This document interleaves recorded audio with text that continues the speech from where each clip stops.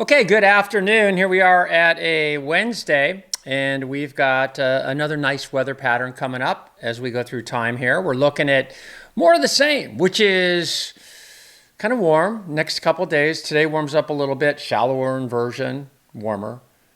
Shallow inversion again tomorrow, warmer. And then inversion opens up. Inversion being the depth of the fog, right? So we're going into a week, the rest of this week, kind of just, same old. Got a few more fires to talk about.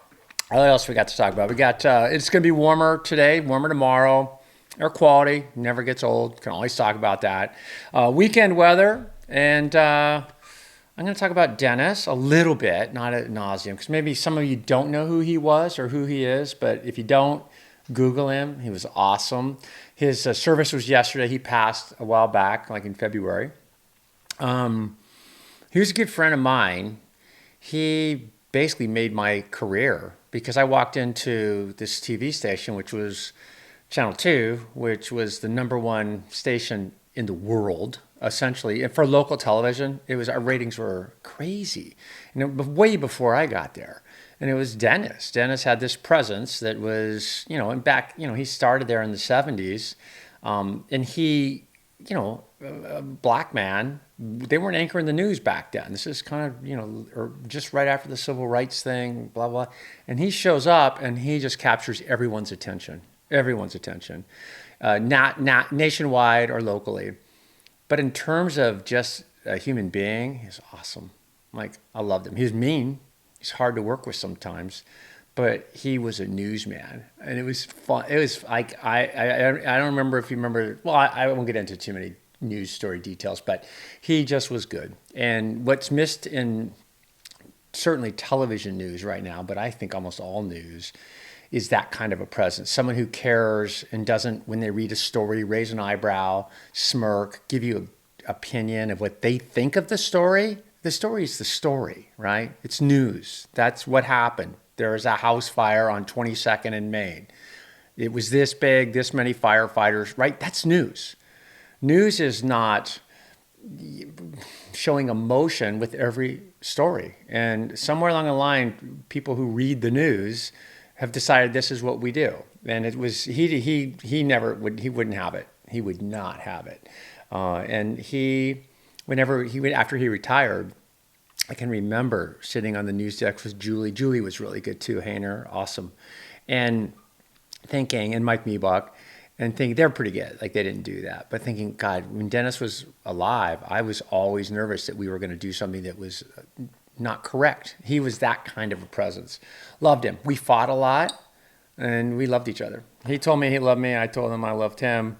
I'll bet, and he wasn't that kind of guy, but it was awesome. So thanks for hearing that out.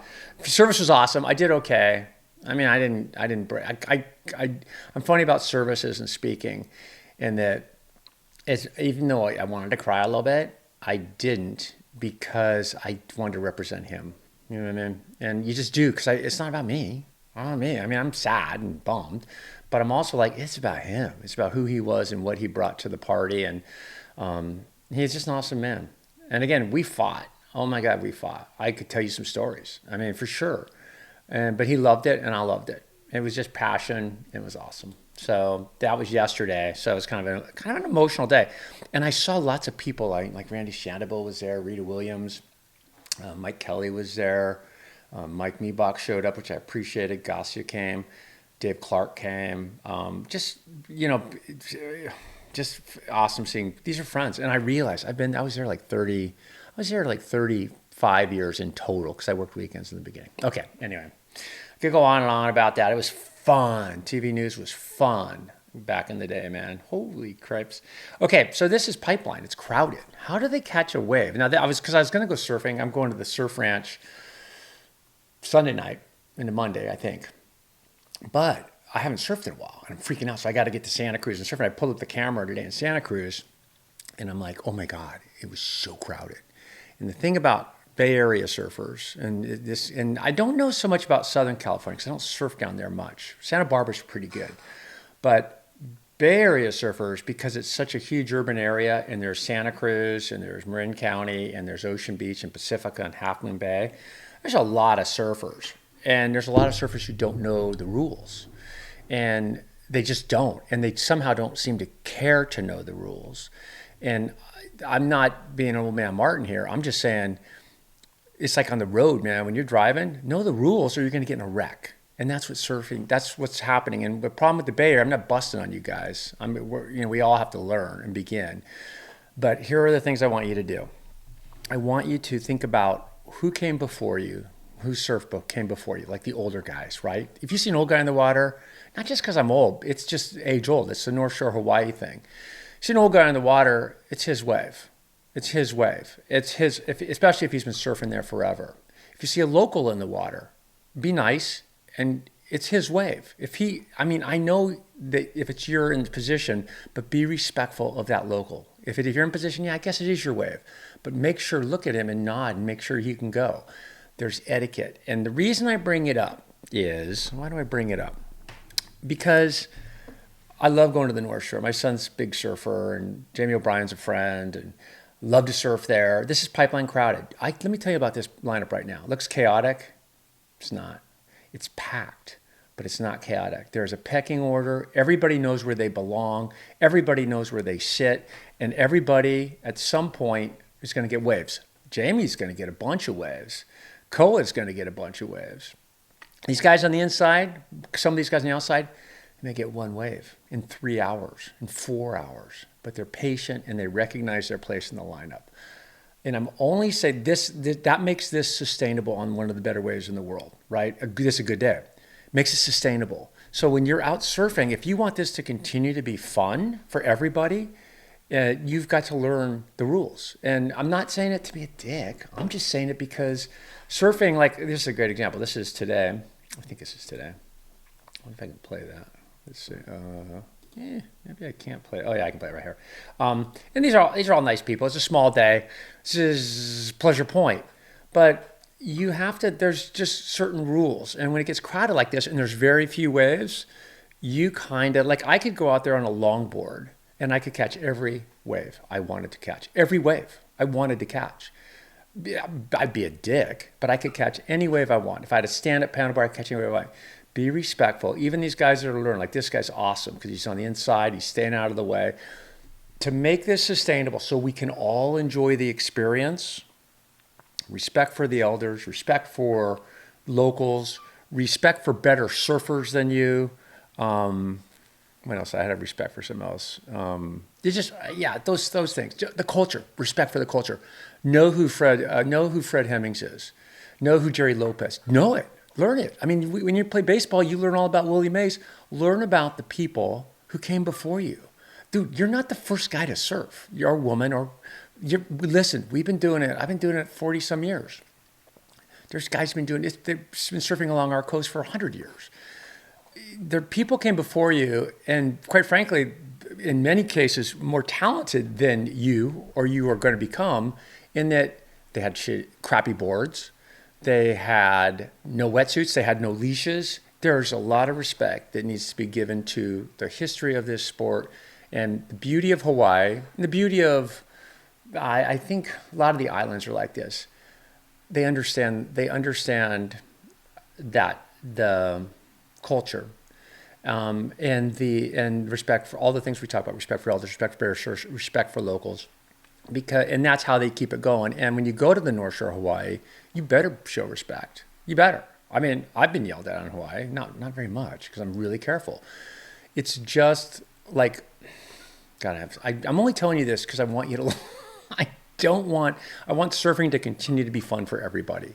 So learn the rules. And I didn't just have a weird experience or anything. It's just, I'm just thinking about today when I pulled up the camera, I want to go surfing. I looked at it and a bunch of guys were dropping in on each other. I'm like, oh, it doesn't look like fun. And the guys dropping in on each other, nice guys. They're not meaning to be dicks. They're just, I got a wave, they're not looking down the line, right? There's rules in surfing. And as the waves get bigger and bigger and bigger, those rules become more and more and more important because you get hurt. You get hurt. It's like driving the wrong way on the freeway. Thank you for letting me say that. I've always wanted to say that because I love surfing. It's one of my favorite things. And it's beautiful. And I love that you guys are all having fun doing it. I really do. But learn the rules just so that it can be sustainable for you. I'm going to be gone. Where all the old guys will be gone, it'll be yours. But you want that. You want a pecking order. You want a culture and that's sustainable so you can enjoy riding waves. Perfect. Okay. I hope I said that right. I hope I don't sound like a dick. I hope I don't. Okay, Jetstream. If you stuck around, that's awesome. Little trough here, and then the big ridge here. This is the heat right in here. Kind of nasty. Air quality not good in the Carolinas. Air quality not good in the Ohio Valley. We got the jet stream a little further north, so that's why it's warming up the next couple of days. Wow, I just went off on that, didn't I? Okay, well, I had to. I hope you listen, and I hope I'm not wrong on that. Like, I hope I'm not. The touchy-feely generation may go, gee, Bill, I just want to have fun, or I just want to surf. I didn't mean to drop in on you. Yeah, but just learn the rules. Don't plead ignorance all the time. Just go, oh, that makes sense. You're closer to the peak. Okay. The fog and low clouds along the coast. Marine inversion about 1,800 feet. Fog along the coast. Look at that right there. Santa Barbara, Santa Monica. You're going to clear out today pretty nicely. A little slot up here at Cape Mendocino. Nothing prettier than Shelter Cove on a day like today with the sun coming out. This is watchduty.org. I just kind of want to get used to looking at it because I think we're going to look at it every day in the summer, right? And this is a beautiful site. It's awesome. It shows you really well updated fire information. It doesn't matter if you're in California, it doesn't matter if you're in North Carolina. Fires are a thing. There's a lot of reasons for that. Climate change, where we build our homes, laws, cigarette smoking, a lot of it. But I wanted to show you something I thought was interesting. So these are all fires. Grayed out areas like that by the Connor fire, that means they're getting a handle on it. Bright like that means we pretty much don't have a handle on it. There was a fire down here. No, there was a fire in the Bay Area I was looking at that was sort of interesting. These are prescribed burns, the greens, and then I think the red are fires that have been put out. Let's check. Supporter mission. Yeah, small little fire that got put out. So if we go, let's see if we go. Let's just check this one out. I wanted to make my point that didn't happen. We had a fire earlier that was in, can't remember where it was. Okay, well, I'm causing trouble now. Here's a wall fire out by Napa. That was 0.06 acres, updated 8 minutes ago. So a little fire. Conditions are not that horrible. This is the fire here. You can see the UC cameras. But what I wanted to point out was how a lot of the fires, a couple of the fires I looked at this morning earlier, were started right along the roadside. Roads are where fires start, especially when we get into red flag warnings. So it's so important that if you see somebody dragging a chain behind their trailer, or you see a spark, you see somebody toss a cigarette, or you see anything happen on the freeway, you got to call 911. It'll work, and they'll get on it pretty quick. But most fires in California this time of year, by far, unless it's a lightning complex or something like that, but they're starting right on the side of the road. And this morning I tracked a fire I was looking at, so it was literally right at a rest stop on the side of the road. Okay, air quality.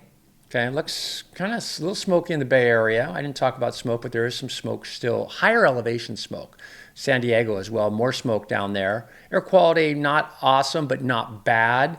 Everything looks good up around Lake Tahoe. Lots of smoke up in Oregon and Washington, and then bunches of smoke down towards the Carolinas. Here's our inversion this morning. I think I can pitch it up for you. Mount Tamalpais, shallow inversion, 1,800 feet. And that looks about right? Tam's over 2,300 feet. And you see the fog filling in. So it's going to do the same thing tomorrow. Deepen a little bit. It's going to shallow a little bit or be the same tomorrow, like this. And there's the inversion yesterday. And then dropped off and pinched down a little bit last night and kind of stays 1,800 feet. Yeah, I don't know if you can see that. Tomorrow it's going to be about the same. And then after that it's going to open up a little bit and that'll cool us down. So that's the acoustic profiler out of Monterey. And then this is the national map showing the heat.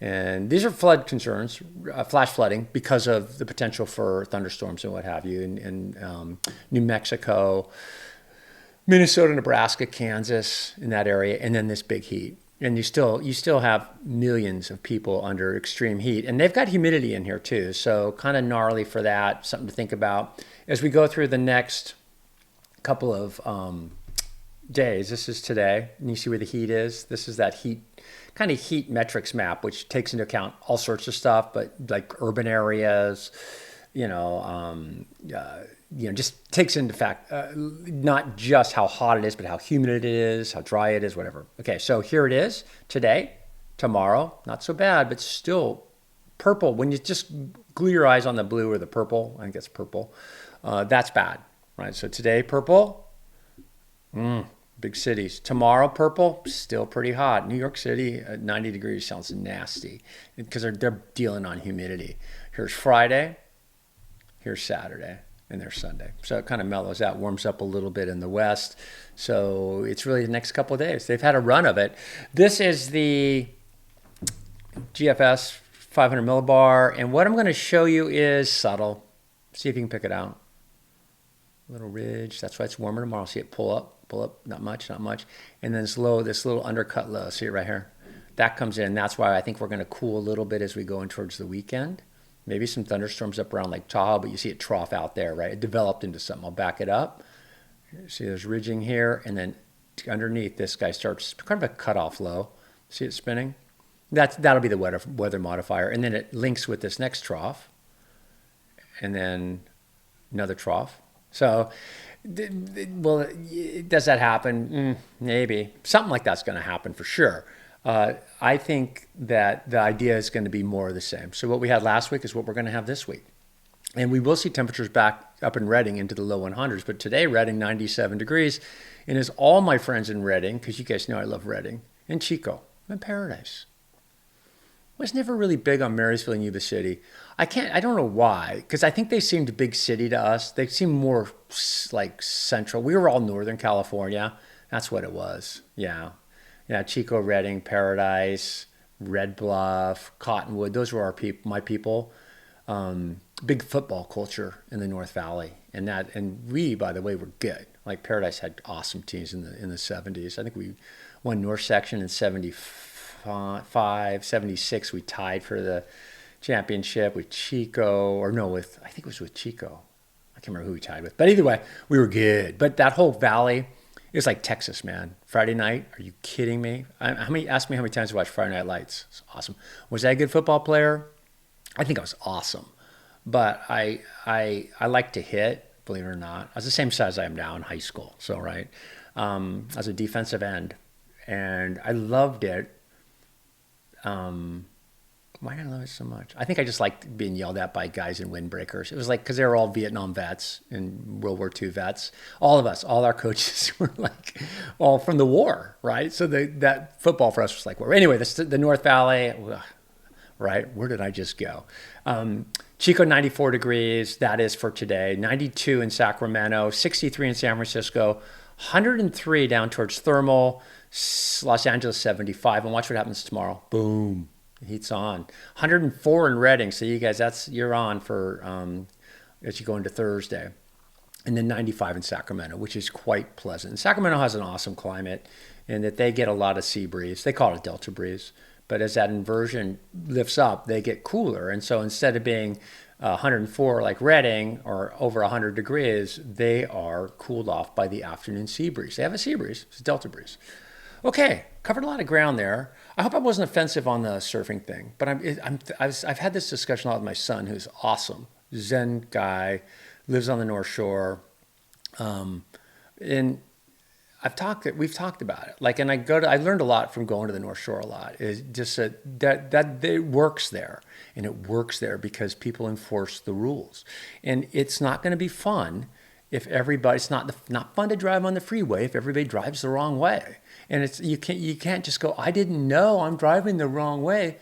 You're making that experience, in this case, dangerous, and surfing can be dangerous too as it gets bigger. So just to make it more fun for everybody, and it'll happen. But truthfully, you guys, if California, not just said Bay Area, but Californians, we're known to be dicks in the water. Not all of us, but We're not kind of like Australians. We're kind of thought of the same way, not dicks, but very aggressive. And there's nothing worse than someone who's aggressive who doesn't. Aggressive is one thing, but not knowing the culture and the rules. Learn about it, understand it, celebrate it, because it's awesome, man. The history of surfing and what it means and what it really is.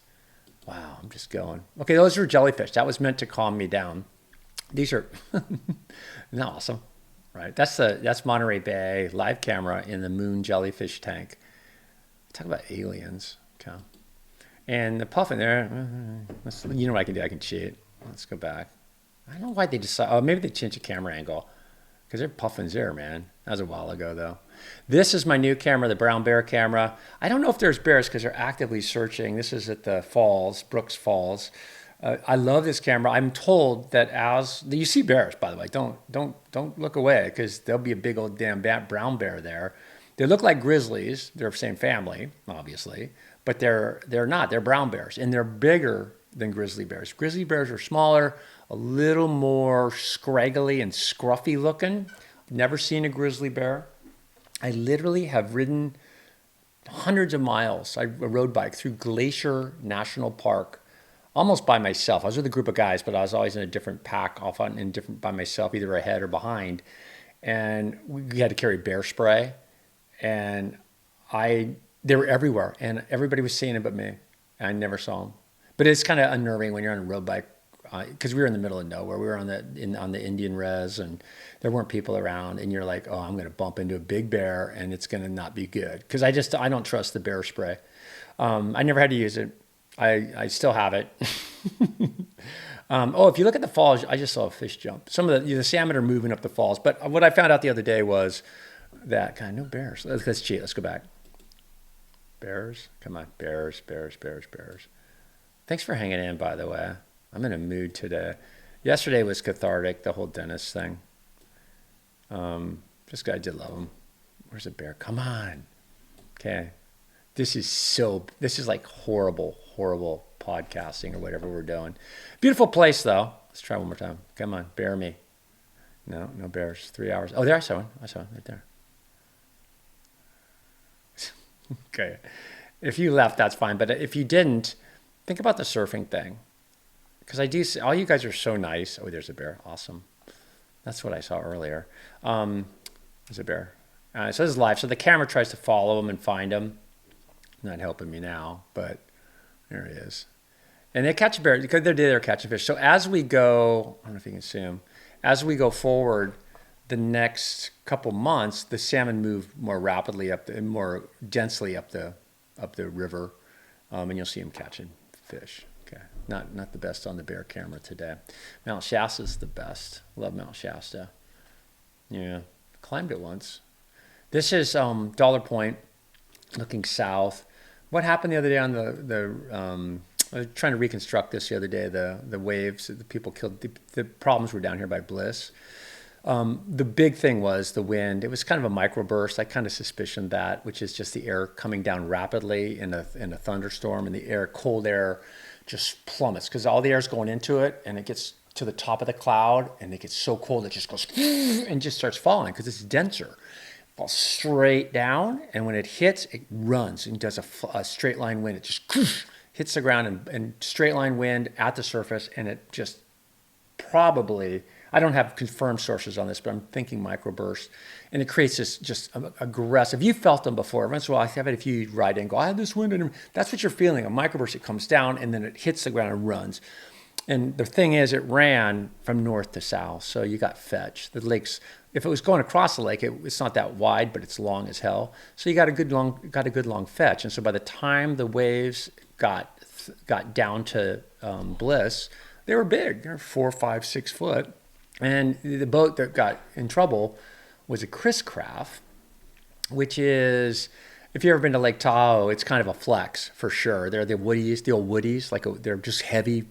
They were originally used on Lake Tahoe because they're so heavy the water. It's a windy lake, right? So they were so heavy that they could be cut through the water better. Ocean Beach, good day for crabbing. Tides are not changing that much.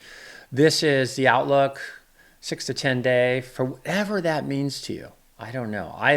It says near normal for us for rainfall, and it says about average, a little above average for temperature. Desert Southwest gets a little break. That's good. We'll see. I mean, that's more of a. Oh, and there's Dennis. I was searching him out. Okay, covered a lot. Thanks for bearing with me. I'd love it. Love it if you subscribe. I know, because subscribing means you're committed. Because I'm committed. I'll come here every day and I'll do it. And because I found out, I was talking to my old producer, Mike Kelly, who I love, by the way. He was at the event yesterday. I talked to a bunch of people that I hadn't seen in a while. Mike Kelly's one of those people, and he helped me with my career a lot, but he's an awesome guy. But he goes, your YouTube channel, he goes, it's interesting. I go, what? He goes, you're just doing this, huh? And I go, yeah. He goes, you making any money? I go, no, I'm just doing it. It's awesome. It's fun for me. I like kind of the interaction with you guys, especially on the comments, but it just kind of keeps me, this is how I think anyway. And this is how you think. This is why we do it. So I'd love it if you could subscribe, tell a friend, and if you did hang around till the end, because this was a little bit much. Let me know what you thought. If it was too much me talking me off the top, or that's better at the end, or anything, any advice you can give me. Not because I'm not looking for suggestions really, because I'm just going to do what I do. But I'm also want to make sure if you're like, I have like G-Man and all you guys, Wayne, you're dedicated. And I do want to make sure you guys get what you want, because I got what I wanted. I just basically said, hey, surfing has rules, right? And that my buddy Dennis died, and oh, here's the forecast. I just do what I want to do. So we'll think about it. You think about it. I'll talk to you soon. Ben, if you did hang in, dude, just drop me a note, because I would be fascinated. Take care.